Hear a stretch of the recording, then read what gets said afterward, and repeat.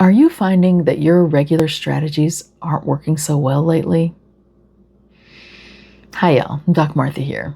I'm here to tell you that you're not alone.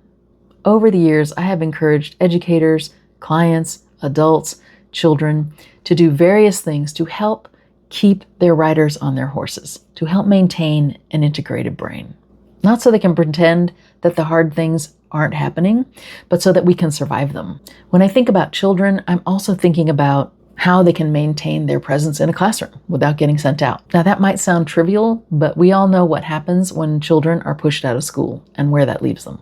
That said, the many strategies that I have tried over the years, decades of doing these strategies, don't feel very helpful to me either. I want to say that it took me by surprise, but it's not really surprising. If a client came to me and described to me the kind of situation that I myself, personally, Doc Martha, am living through in this moment, I would say, hey, that's a reasonable response to the situation that you're in. Any one of us living through extreme times, like the ones we're living through, would find our normal capacity stretched thin. So what can we do about this? I want to encourage you to make a list. Make a list of all the strategies you've used to help yourself, whether those are things you've done by yourself or things you've done in community or with family, and think about which of those strategies you're currently still doing and which ones maybe you're not doing so much anymore.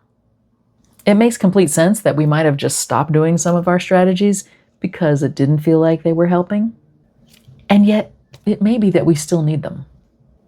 On my list, social supports are really low.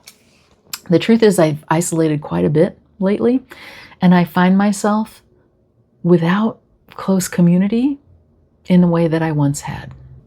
Now, there's plenty of indigenous wisdom and also research that tells us how much we need other people, especially in trying times.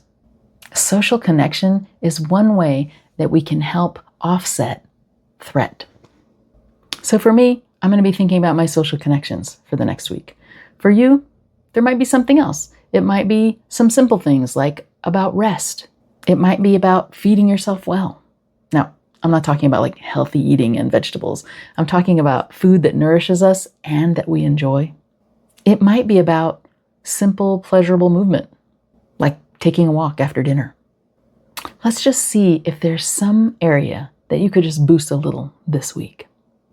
And if you don't see something really obvious, like maybe you're kind of doing all the things a little bit, I highly recommend adding something to your list that either gives you a sense of safety, a sense of connection, or a sense of agency. Take care, y'all.